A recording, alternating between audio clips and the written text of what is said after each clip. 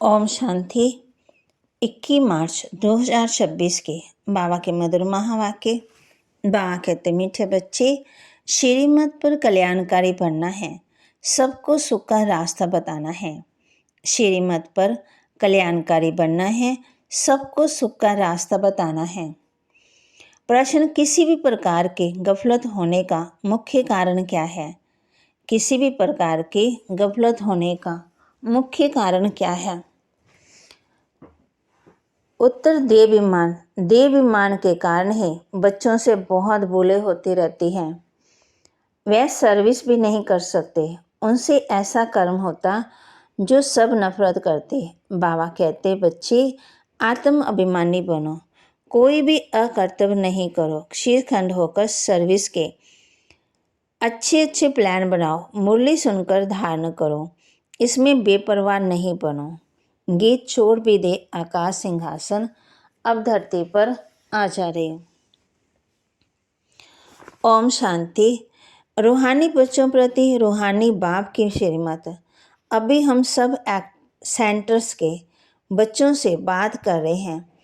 अब जो त्रिमूर्ति, गोला, झाड़, सीढ़ी, लक्ष्मी नारायण का चित्र और श्री कृष्ण का चित्र, ये 6 चित्र हैं मुख्य। ये जैसे पूरी प्रदर्शनी, इनमें सब सार आ जाता है। जैसे नाटक के पर्दे बनाए जाते हैं एडवर्टाइज के लिए, तो वह कभी बरसात आदि में खराब नहीं होते। ऐसे मुख्य चित्र बनाने चाहिए। बच्चों को श्रीमत मिलती है रूहानी सर्विस बढ़ाने के लिए, भारतवासी मनुष्यों का कल्याण करने के लिए। गाते भी हैं, कल्याणकारी बेहद का बाप है, जो जरूर कोई अकल्याणकारी भी होगा, जिस कारण बाप को आकर फिर कल्याण करना पड़ता है। रूहानी बच्चे जिनका कल्याण हो रहा है, वे इन बातों को समझ सकते हैं। जैसे हमारा कल्याण हुआ तो हम फिर औरों का भी कल्याण करें। जैसे बाप को चिंतन चलता कि कैसे कल्याण करें, युक्तियाँ बता रहे हैं। 6 बाई 9 साइज का शीट पर चित्र बनाने के लिए, सर्विस के लिए बाबा कहते इतना चित्र होना चाहिए। 6 बाई 9 का शीट पर चित्र बनाने के लिए दिल्ली जैसे शहरों में अक्सर करके बहुत मनुष्य आते हैं, जहां गवर्नमेंट की असेंबली आदि होती है। तो बाप कहते हैं वहां ये चित्र रखने चाहिए।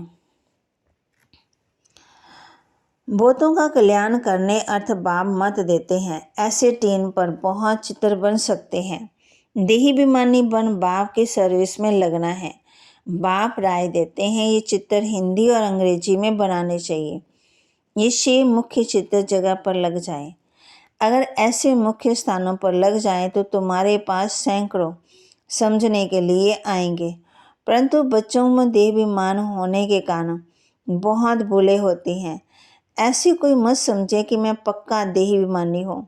गलतियाँ तो बहुत होती, सच नहीं बताते हैं, समझाया जाता। ऐसा कोई कर्तव्य नहीं करो जो कोई खराब नफरत लाए कि इनमें देहाभिमान है। तुम सदा युद्ध के मैदान में हो और जगह तो 10-20 तक युद्ध चलती है, वर्ष तक चलती।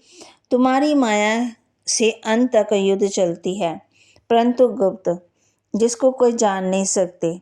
गीता में जो महाभारत लड़ाई वह जिस्मानी दिखाई है, परंतु है ये रूहानी। रूहानी युद्ध है पांडवों की। वह जिस्मानी युद्ध है जो परमपिता परमात्मा से विपरीत बुद्धि है। तुम ब्राह्मण कुलभूषणों की प्रीत बुद्धि है। बाप कहते हैं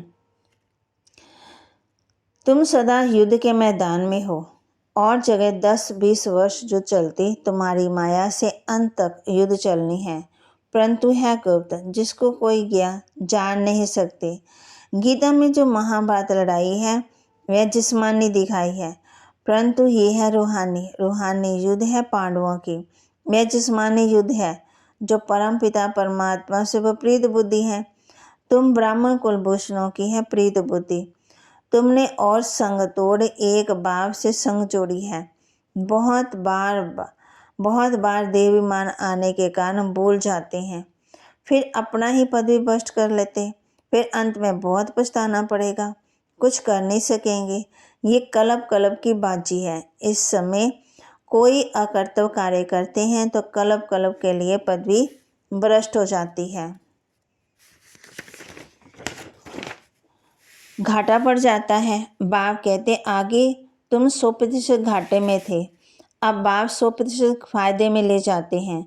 तो श्रीमत पर चलना है, हर एक बच्चे को कल्याणकारी बनना है, सबको सुख का रास्ता बताना है। सुख है ही स्वर्ग में, नरक में है दुख। क्यों?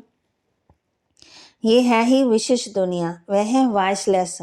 अब दुनिया, पहले दुनिया अच्छी थी, अब बाप कहते हैं, फिर बाप वाइसलेस बनाते हैं। इन बातों को दुनिया कोई नहीं जानती।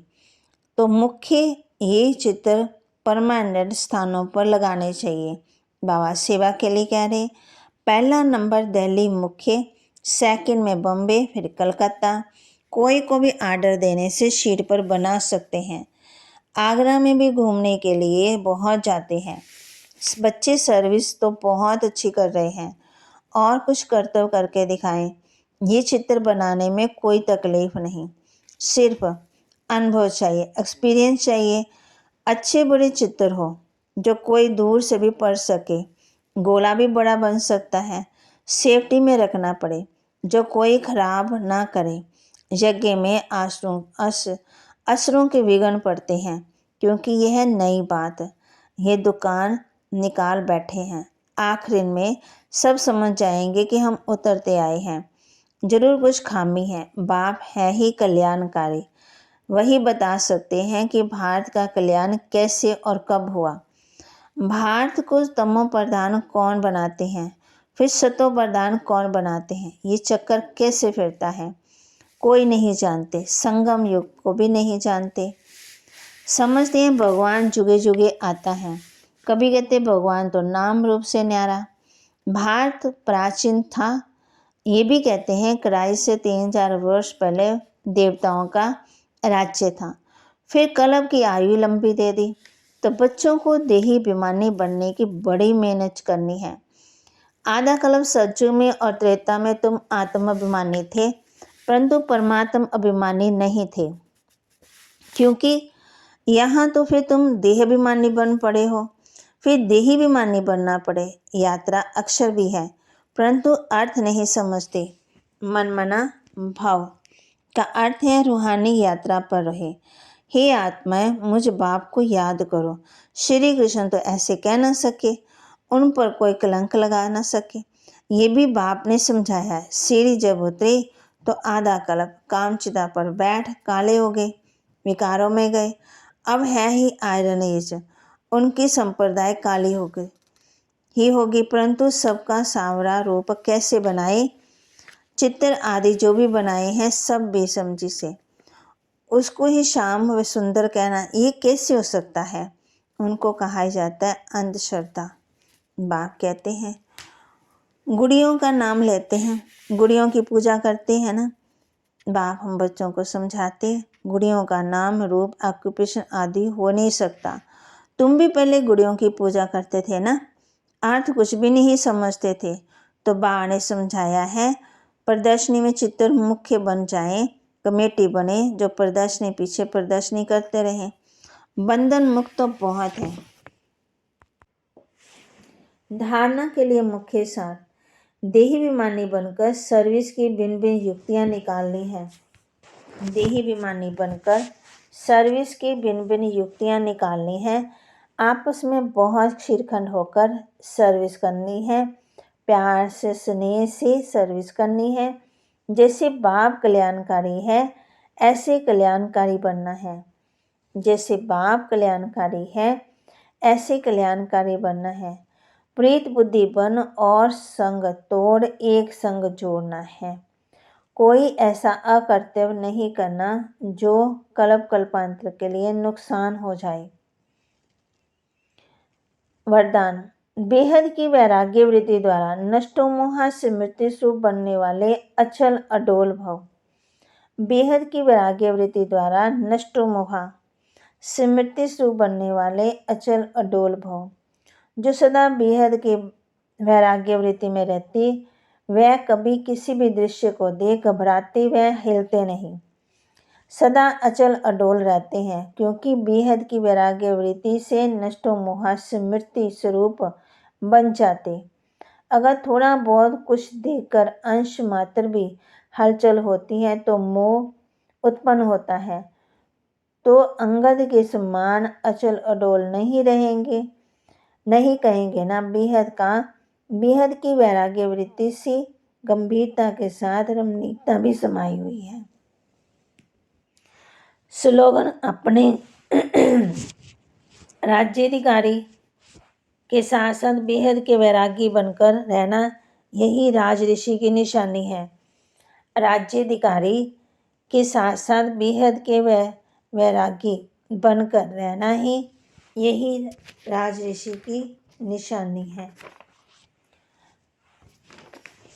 जगदम्बा सरस्वती जी के महावाक्य: आत्मा कभी परमात्मा का अंश नहीं हो सकती।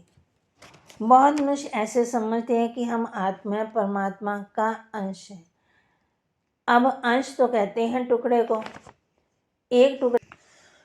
तो मम्मा के महावाक्य: बहुत मनुष्य ऐसे समझते हैं कि हम आत्मा परमात्मा के अंश हैं।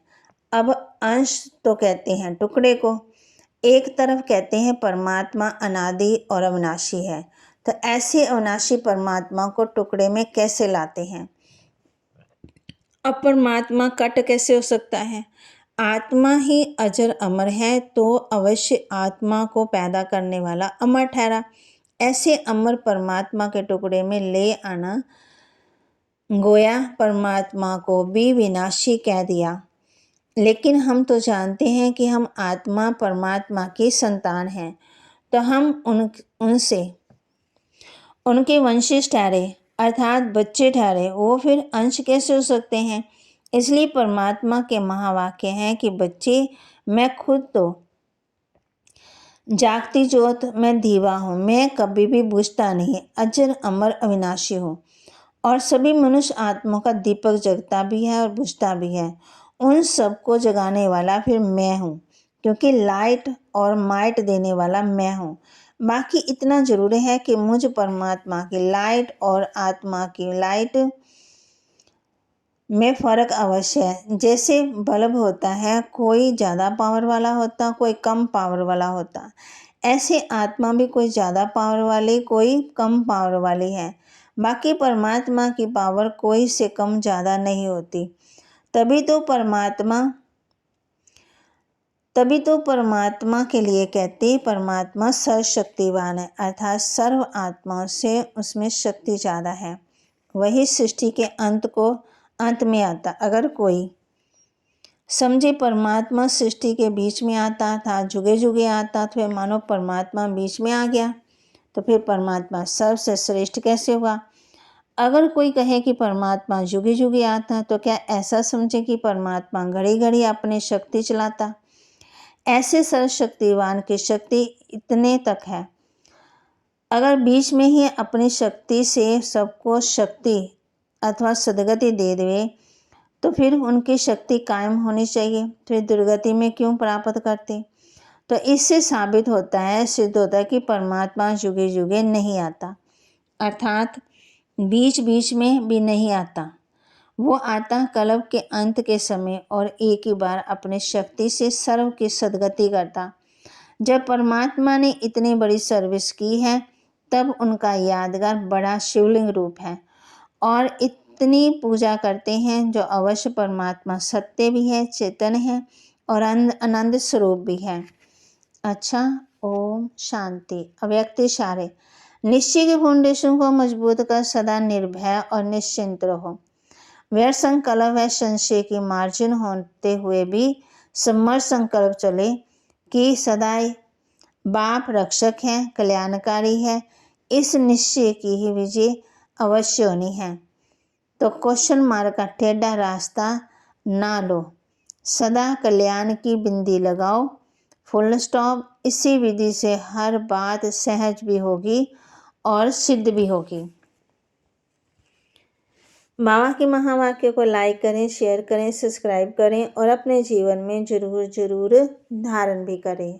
ओम शांति।